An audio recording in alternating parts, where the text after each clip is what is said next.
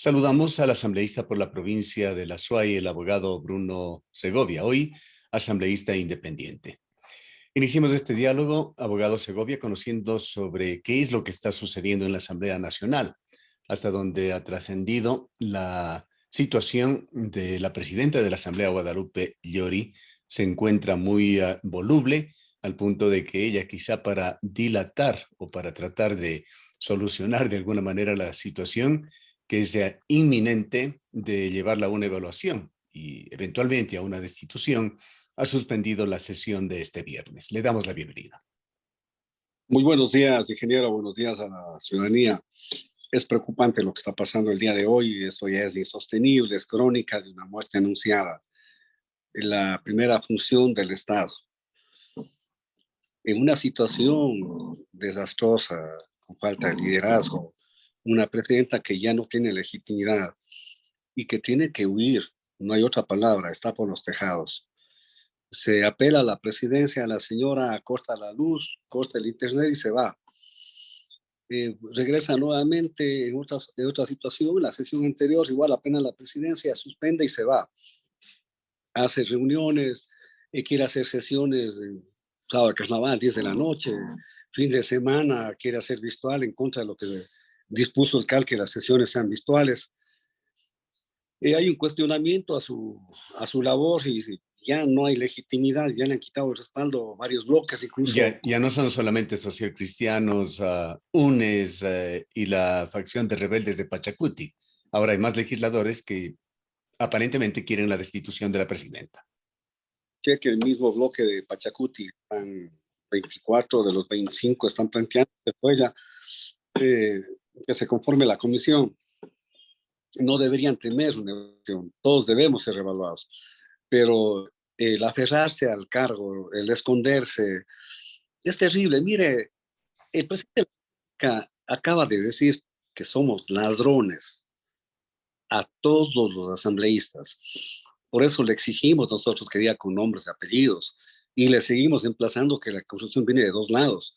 Si el presidente dice, me pidieron dinero, me pidieron ministerios, pero alguien habrá a nombre de él, por eso de los nombres también de quienes estaban negociando. Diga que sí aceptaron. Necesitamos transparencia, que la ciudadanía conozca lo que está pasando. Si hay legisladores que están chantajeando al gobierno, deben ser sometidos a la Comisión de Ética de la Asamblea, destituidos, y si cometieron delitos deben ir a la cárcel. Más Fiscalía. allá de la evaluación, abogado Segovia, podría venir una destitución de Llori y una recomposición de la dirección de la Asamblea. ¿Puede vislumbrar usted qué se ganaría con esto? Ya, pero yo primero quisiera terminar, si usted me permite la idea. Por supuesto. No, no es posible que afrenten y denigren a la Asamblea y la presidenta no diga una sola palabra. Yo no le he escuchado a la señora presidenta salir en defensa de la primera función del Estado y decir, esta es una cueva de Ibabá, no somos ladrones, y decir si es que alguien tiene responsabilidad que sea sancionado. No, está en sus negociaciones, se esconde, está por los tejados y eso es terrible. Ha perdido legitimidad, debería cambiarse, sí. Ella por dignidad y por bien de la Asamblea y del país debería dar un paso al costado. Entiendo que están en esas conversaciones, no sé a qué arreglo lleguen. ¿Hay que cambiar la dirección de la Asamblea? Posiblemente sí, pero espero que el remedio no sea peor que la enfermedad. ¿Incluiría esto en planes a Virgilio Saquicela? Posiblemente, pero si se evalúa todo el CAL, posiblemente no sea así. Lo que resuelva la Asamblea, pero posiblemente espero de que el remedio no sea peor que la enfermedad y se tomen o entren por la tranquera otras personas que tienen una intencionalidad distinta a un correcto funcionamiento de la Asamblea, sino quiere un control.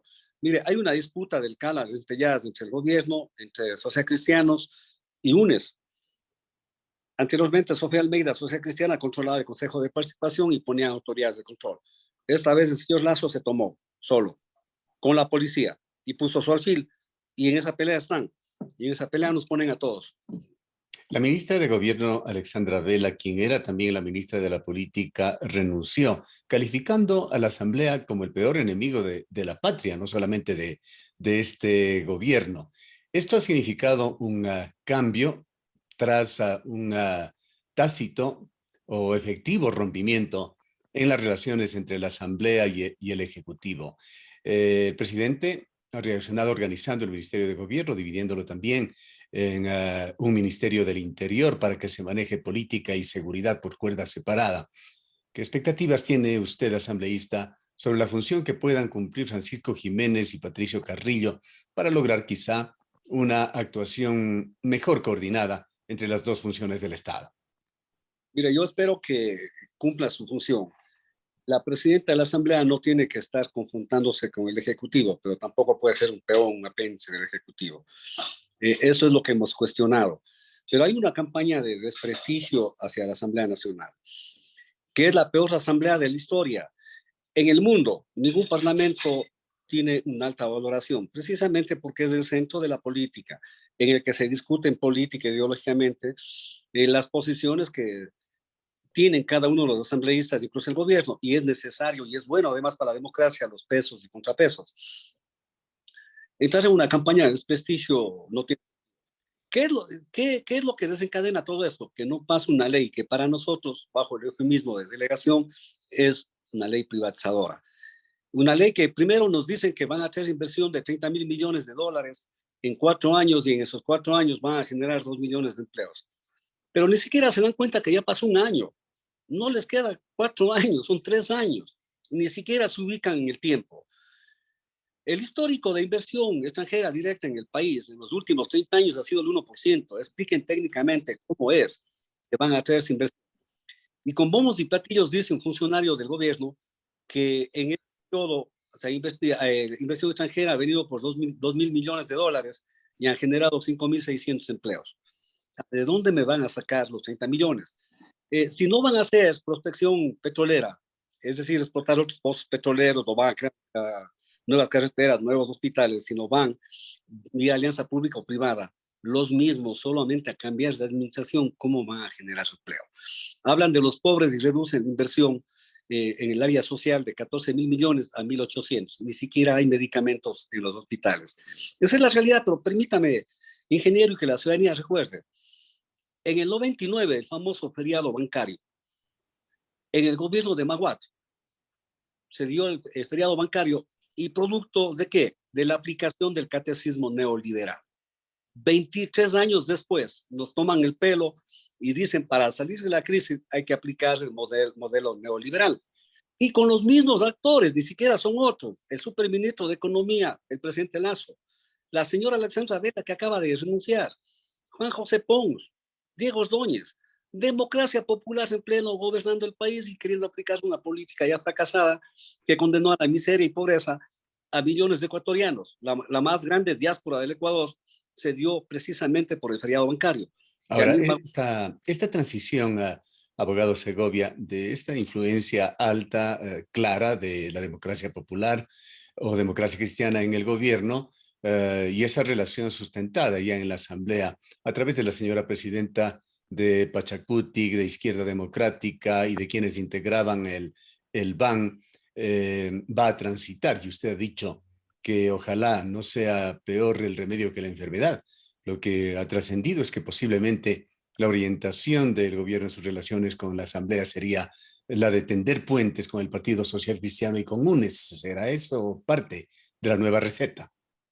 Es imposible, pero permítame terminar la idea. Yo decía, no nos acusen de conspiradores, de ponernos al gobierno por no permitir que saque los recursos del pueblo. Una medida fracasada en el 99 va a aplicar ahora. Es lo que dijimos, por eso nos opusimos. Como un niño caprichoso sale a denunciar, hace denuncias, pero simplemente la pregunta muy sencillita es, ¿quién a nombre del gobierno negoció? Porque él dice, me pidieron, nos pidieron, yo no cedí al chantaje porque me pidieron dinero, me pidieron eléctricas, perfecto. La corrupción de dos lados. No nos cuente verdades a medias. ¿Qué asambleístas? ¿Quiénes? ¿De qué partidos? No solamente de Pachacuti, no son solo 5. Explique cómo de 12 pasan a 25 y cómo aprueban algunas leyes. Cuéntenos toda la historia. y él también tiene participación porque manda a sus negociadores. Ahora nos cuenta únicamente porque no está de acuerdo, porque de capricho cambiaron su ley. Por eso nos cuenta, cuéntele al país todo y no denigra a todos los asambleístas.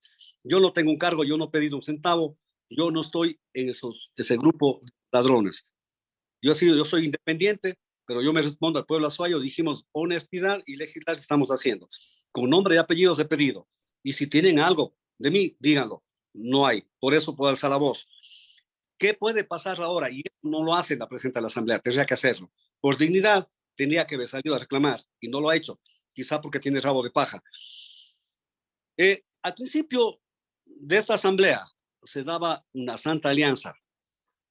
Correísmo, creo, y UNES. Señor Confle iba a ser el presidente de la Asamblea.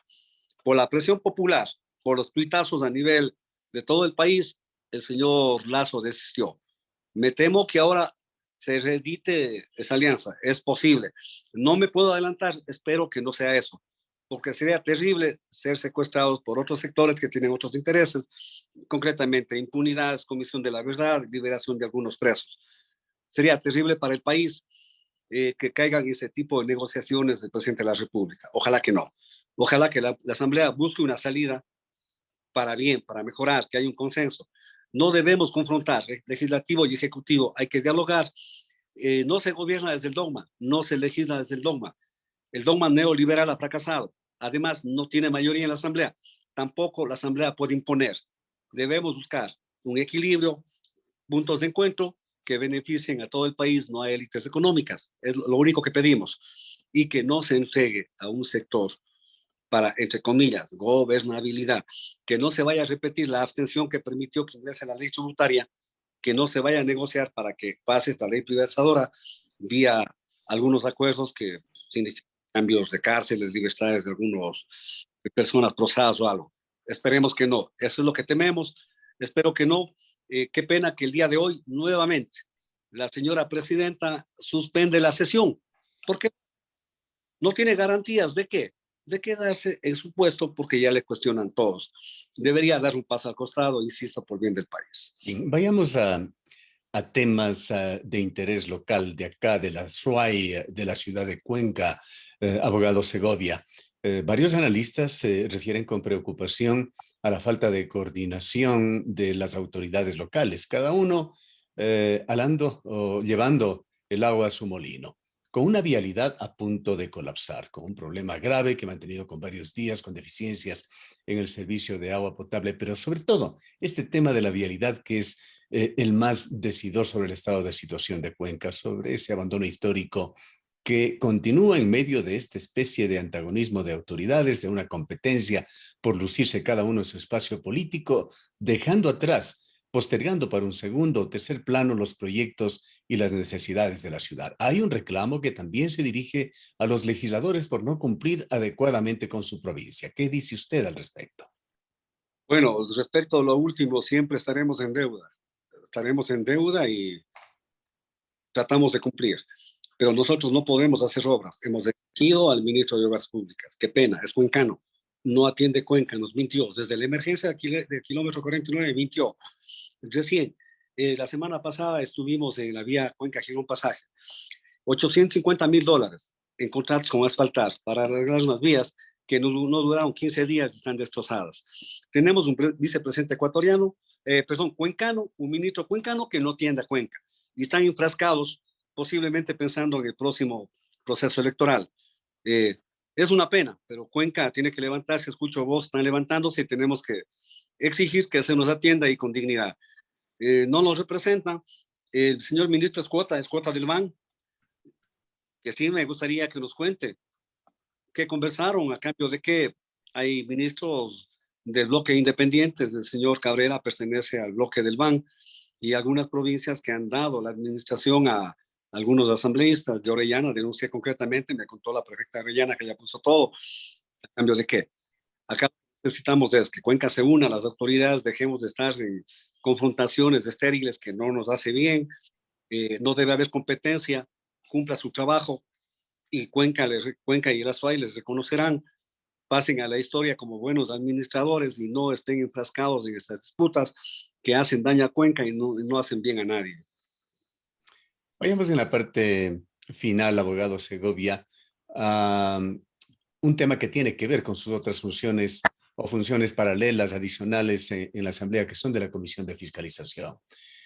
De hecho, ha sorprendido la presencia de Rafael Correa en Honduras, un ciudadano que es prófugo de la justicia, recibiendo homenajes y lisonjas en Honduras, supuestamente convirtiéndose en un asesor por sus virtudes en manejo de la economía por allá. Esto ha motivado una protesta oficial del gobierno ecuatoriano, mientras, paradójicamente, a nivel de la comisión de la cual usted es parte, se investiga y se realiza un informe de Petrochina en donde se evidencian perjuicios al país, justamente por mal manejo económico del orden de 5.000 millones de dólares. Sí es una pena, pero yo creo que el Ejecutivo no debería estarse inmiscuyendo. Es decisión sobre cada presidente y de cada persona escoger sus amigos. Obviamente tenemos cuestionamientos. Me imagino debe ser por la cercanía con el expresidente Zelaya, me imagino. Y pertenecen a la corriente del socialismo del siglo XXI. Hemos sido críticos, hemos cuestionado, pero no creo que el presidente de la República deba estarse inmiscuyendo y diciendo a otro país con quién se lleva o con quién no se lleva o quién es asesor. Cuestionaríamos igual si hacen con nosotros. En la Comisión de Fiscalización se comprobó investigación de años con participación de Fiscalía de Estados Unidos, de Perú, informes de Contraloría y nueva documentación, un perjuicio de 4.771 millones de dólares con Petrochina, canje de la deuda externa con petróleo. Por cada barril 3.60 dólares, el prejuicio de monto que el indicado. Pero mire las incoherencias. El señor presidente, por quedar bien con el presidente de China, dice que China no tiene nada que ver y que el perjuicio es de acuerdo entre privados, tomando el mismo discurso del señor Correa, que es un acuerdo entre privados y que China no tiene nada que ver en esto, que son empresarios privados, dice él, y que el perjuicio es solamente en el flete, que supuestamente se calculó el flete a China y que sin embargo está yendo para el Perú. Lo que no nos dicen es que en la forma de establecer los precios está el nivel de corrupción a más de los fletes. El petróleo tenía que ir a las refinerías chinas y nunca fue a China. A través de empresarios privados que se quedan con una buena cantidad de dinero, se va a Perú, se va a otros lados. Eso se demostró y sin embargo manifiestan de que no hay perjuicio del Estado. En la comisión les pregunté el Banco de China, Banco Industrial de China, ¿a quién perteneces? Petroecuador, ¿a quién pertenece? Tiene que decirse cómo son las cosas, les molestó. E inclusive en la comisión, el asambleísta de Creo votó en contra del informe. Así de terrible. Los señores de UNES decían, como ya dijo el señor Lazo, que aquí no hay ninguna irregularidad, no hay por qué investigar. Recordándonos que el personaje que decía quién es inocente o quién es culpable en las sabatinas que siempre cuestionamos. Sin embargo, el informe se aprobó con el voto dirimente del presidente, se aprobó. El informe va a ir a fiscalía, que hay un expediente, pero que está durmiendo el sueño de los justos, no se ha activado. Va a ir también a los Estados Unidos, a la Fiscalía Americana y al Perú, porque ahí hay tramas también de esta corrupción. Nuestra labor, fiscalizar, sin perseguir a nadie. Eh, Cuando hay algún sesgo, cuando hay alguna inclinación, nosotros estamos cuestionando, pero sin duda el atraco se demostró perjuicio al país es grande y no puede quedar en impunidad. Y cuestiono, sí, la actitud del asambleísta del gobierno que vota en contra. Ojalá no sea porque ya están cocinándose los acuerdos por debajo.